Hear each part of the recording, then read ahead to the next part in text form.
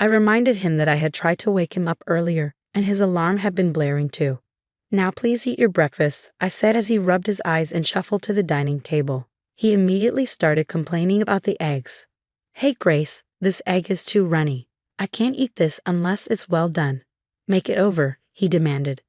I was caught hanging laundry and tried to hold back my irritation. "Then don't eat it," I snapped. "Why would you say that? And this coffee is scorching hot. Mom always got the eggs and coffee just right." All right, I sighed, quickly redoing the eggs and letting the coffee cool. He ate hurriedly but left his plate on the table, rushing towards the restroom. "Wait up, you should clean up after yourself." Jihan short on time, he called back, dismissing his responsibility, even though the breakfast delay was his fault. Annoyed, I paused my makeup routine to clean up the dishes. While I was picking out my outfit, he called out again. "Grace, over here. Help with my tie." There he stood, the tie hanging limply around his neck, looking utterly helpless. "Seriously? You can't even tie your tie? What did you do before we got married?" "Mom always did it," he replied sheepishly. With a deep exhale, I knotted his tie, and somehow, we both managed to leave the house. This had become our routine. He never helped with any housework, and it felt like I was juggling everything and babysitting him too. Every time an issue arose, it was always, "Mom did it this way," or "with Mom, it went like that," always referencing his mother, Michelle. This routine dragged on for a year, and as the pressures mounted, thoughts of divorce began to creep into my mind. My father's insistence that marriage is forever echoed in my mind, tempering my frustrations. However, an unexpected hiccup at work led to my being assigned a week-long business trip starting the next day. When I broke the news to my husband that evening, he paused his video game, clearly surprised. "Hold up, a business trip for a whole week? It's out of my hands. Work's calling," I explained. "No way, who's going to cover for you here for a week?" he asked, irritation seeping into his tone. "You'll have to step up. It's about time you got a grip on the household duties," I responded. At that, he set down his controller and locked eyes with me. "Isn't a wife supposed to care for her husband and the house? Are you just bailing on that?" His question dripped with outdated expectations. "Seriously? That's such old-school thinking. We both have jobs. We should be a team." "I don't see it that way," I countered. "Well, Mommy was always on top of things at home," he retorted. I couldn't help but point out, but she was a stay-at-home mom. Honestly, it's kind of odd to hear an adult man constantly talking about his mommy. He bristled at this. "What's your deal, taking shots at me and my mom?" "I'm not, but let's be real. You're a mama's boy. This is how you see me. You think you can talk to me like that?" His defensiveness escalated, but I had reached my limit. "Face it, you're a mama's boy. You can't get up without help, can't even tie your tie, and won't lift a finger around the house. You're constantly comparing me to your mom. For once, handle your stuff." "Really? You're going to come at me like that?" That's why I was iffy about marrying someone older. I should have sided with Mommy and chosen a younger, perkier girl, he shot back. His words struck a nerve, and our conversation spiraled into a major blowout. "Even joking, you shouldn't say stuff like that." "We're married," I said, trying to anchor the conversation to the commitment we had made to each other. The tension between us was palpable, revealing the deep rifts that have formed in our relationship. When my husband hinted at divorce during our heated argument, I was taken aback. With a smug tone, he challenged, "You can't possibly want a divorce, can you? You wouldn't want to be labeled divorced. And think about what your dad said about sticking together." But then he sharply added, "Well, I just did. If you go on this business trip and leave me here alone, I'm seriously considering a divorce." With those words, he stormed off to our bedroom, leaving me stunned. Despite the shock, the idea of divorce lingered in my mind, something I had previously struggled with, as I didn't want to disappoint my parents. Yet now, it seemed like a viable option to contemplate seriously. With these heavy thoughts, I went to bed. Bright and early the next day, I was up preparing for my trip. The fallout from our argument was still fresh and weighing on me, but I had work commitments to attend to. I nudged Edward, who was still nestled under the covers. "I'm heading out. You better wake up or you'll be late for work."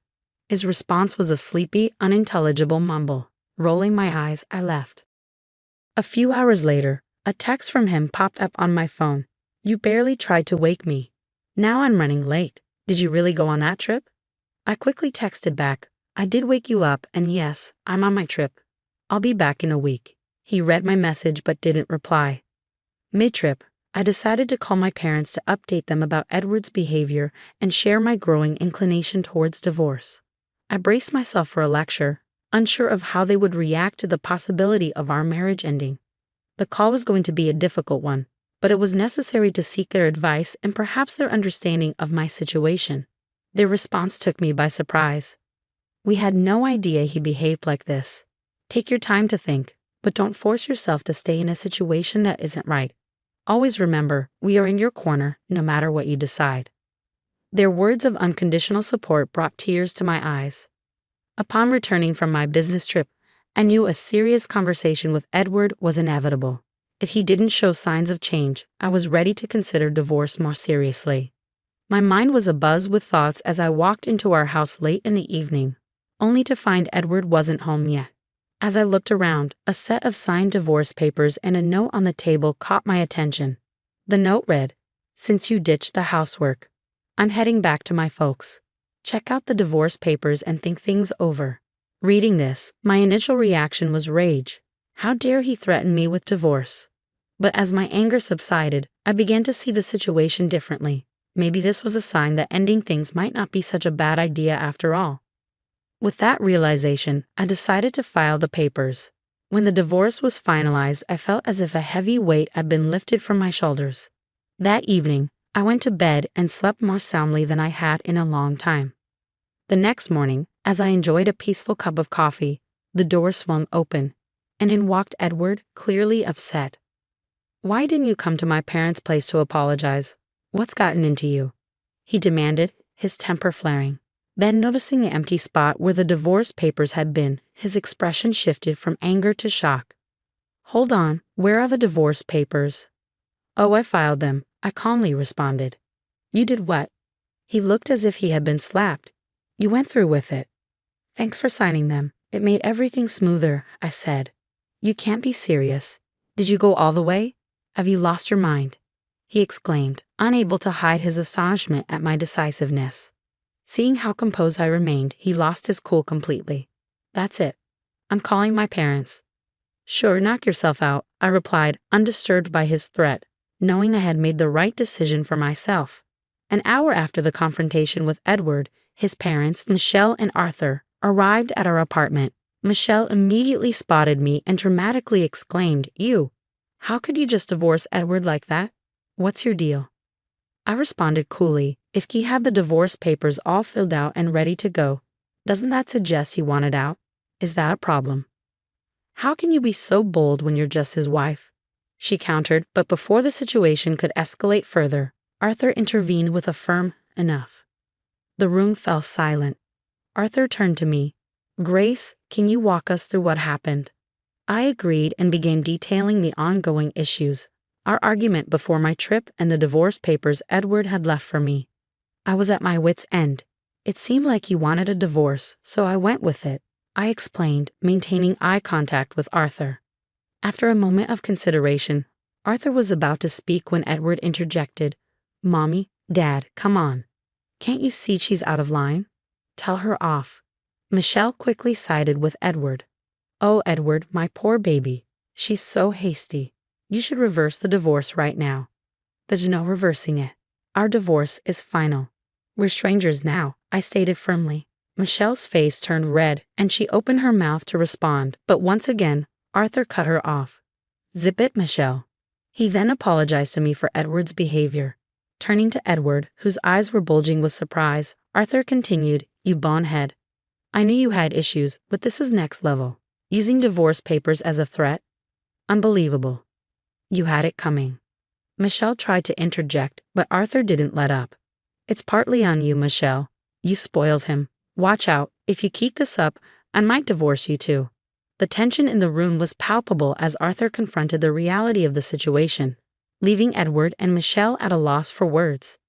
After the intense discussion, Michelle was visibly shaken, her thoughts lingering on the unexpected threat of divorce from Arthur. She murmured to herself, visibly troubled. As Arthur turned his attention back to me, His expression was marked by sincere regret. "Grace, I deeply regret the trouble our clueless son has caused you. It's clear he has a lot to learn. Please move on and find happiness in your life," Arthur implored with genuine concern. Thanking Arthur for his understanding, I watched as he left, taking a dejected Edward with him. It wasn't long before the news spread throughout our circle. Arthur had decided to cut financial and emotional ties with his son, a drastic step meant to push Edward towards self-sufficiency. Edward's life took a downward spiral shortly thereafter. He moved into a modest, somewhat neglected apartment, his first time living truly by himself. The transition was far from smooth. His new home quickly descended into chaos, a visible representation of his disorganized personal life. With no one to depend on and habitual tardiness, Edward soon found himself unemployed, his inability to adhere to a schedule finally catching up with him. Simultaneously, the dynamics within his family deteriorated further. Michelle, who had always been intricately involved in Edward's personal affairs, overstepped boundaries one too many times, which led to a serious fallout with Arthur. Ultimately, this resulted in a separation. Michelle ended up moving in with Edward, each of them struggling to find stable footing.